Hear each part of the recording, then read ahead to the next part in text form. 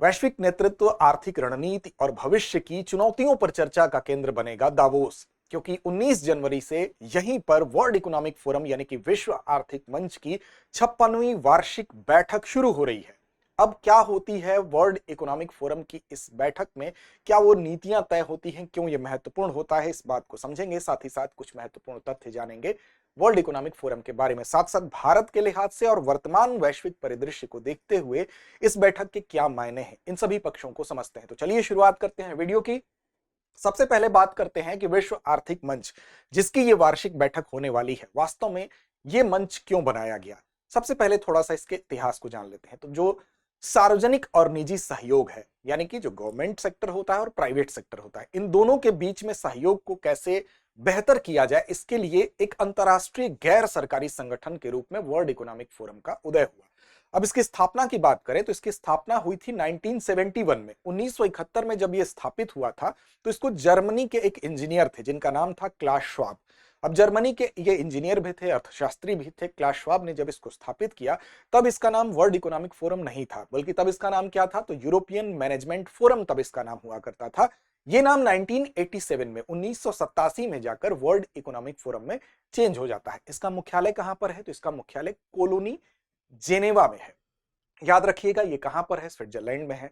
अब ये किस तरह का मंच है, तो देखिए ये मंच ऐसा है जहां पर राजनीति, साथ साथ व्यावसायिक और सांस्कृतिक रूप से जो ग्लोबल लीडर्स होते हैं या अन्य क्षेत्रों के भी जो वैश्विक नेता होते हैं वो इस मंच पर इकट्ठे होते हैं। और क्या उद्देश्य होता है, तो उद्देश्य ये होता है कि जो स्टेक होल्डर कैपिटलिज्म है, यानी कि जो कि हितधारक पूंजीवाद का सिद्धांत है, उसी सिद्धांत पर काम करते हुए सार्वजनिक और निजी सहयोग को बढ़ावा दिया जाए।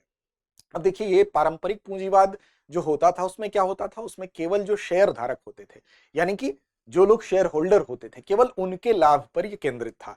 लेकिन ये जो बात की जा रही है हितधारक पूंजीवाद यानी स्टेक होल्डर कैपिटलिज्म की बात की जा रही है, इसमें बेसिकली जो स्टेक होल्डर्स होते हैं, यानी कि जो हित जिनका उससे जुड़ा होता है, चाहे वो कर्मचारी हो गए, चाहे उपभोक्ता हो गए, चाहे पर्यावरण हो गया, सरकार हो गई, सबके हितों का इसमें ध्यान रखा जाता है। यानी कि समाज भी, अर्थव्यवस्था भी और पर्यावरण भी कैसे बेहतर रह सके, कैसे इन सबका हित, सस्टेनेबल एक हित इसमें मेंटेन किया जा सके, ये इसका उद्देश्य होता है। अब देखिए इसीलिए वर्ल्ड इकोनॉमिक फोरम यानी कि विश्व आर्थिक मंच जो है बनाया गया था। अब इसके पास निर्णयात्मक शक्ति तो नहीं होती है, लेकिन संवाद के एक मंच के रूप में काम करता है, यानी कि यहां पर एक ग्लोबल डायलॉग हमको देखने को मिलता है।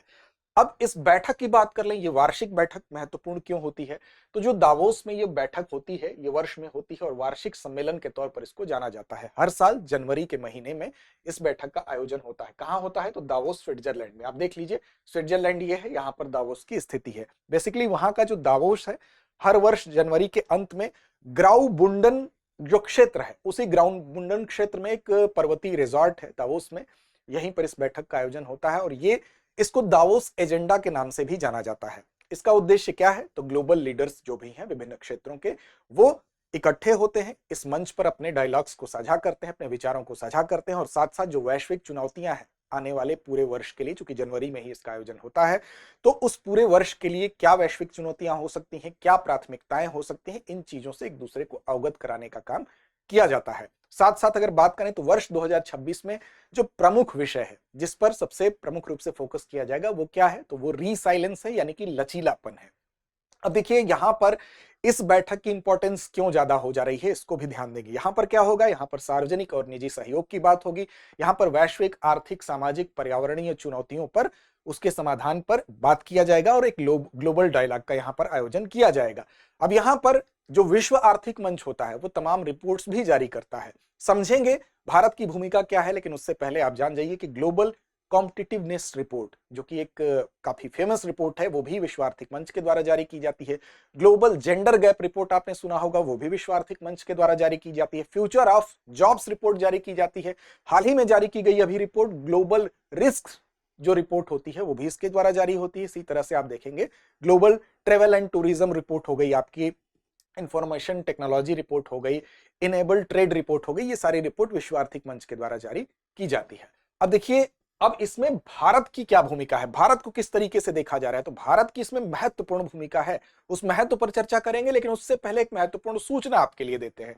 सूचना यह है कि दृष्टि आईएएस की तरफ से हम आपके लिए लेकर आए हैं एक बहुत ही शानदार कोर्स।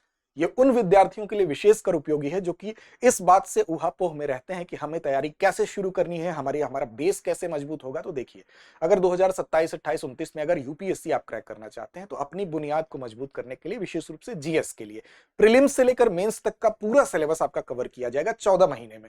इस कोर्स का नाम है GS studio foundation live online course. इस कोर्स के माध्यम से आपको 1250 प्लस घंटे की क्लासेस मिलेंगी।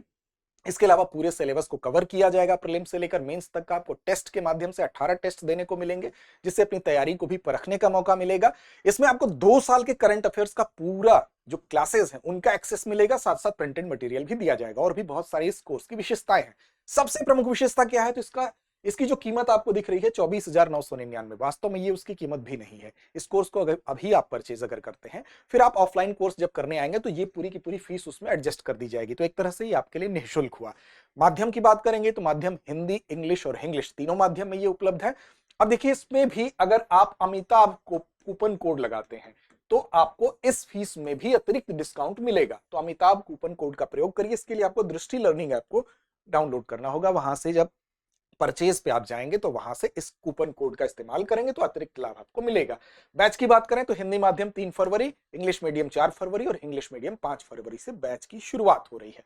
अब देखिए, भारत की भूमिका की बात करें कि इस जो वार्षिक बैठक है इसमें भारत को किस तरीके से देखा जा रहा है।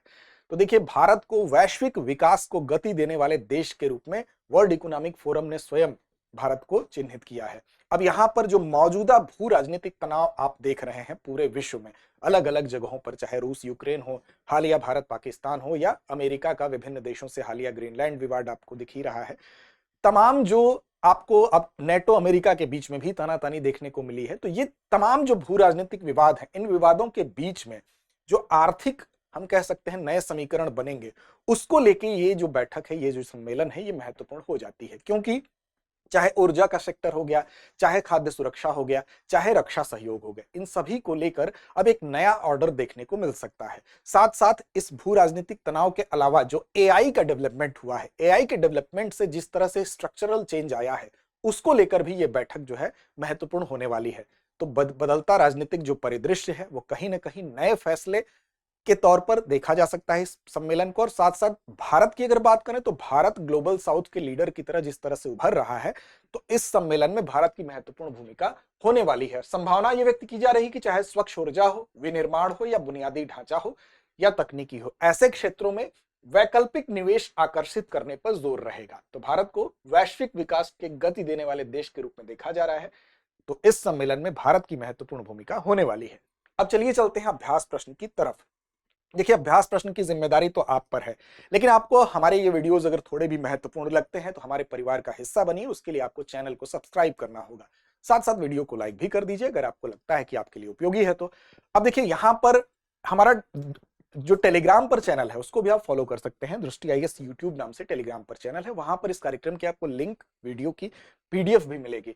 अब विश्व आर्थिक मंच की स्थापना किसने की थी? विकल्प आपके सामने है, Joseph Stiglitz, Amartya Sen, Klaus Schwab या पॉल क्रुगमैन। तो इसका सही जवाब दीजिए कमेंट बॉक्स में। लड़ते रहिए अपने लक्ष्य की ओर बढ़ते रहिए। अब एग्जाम की तैयारी को और बेहतर करने के लिए हमारे चैनल को लाइक, शेयर और सब्सक्राइब करना ना भूलें।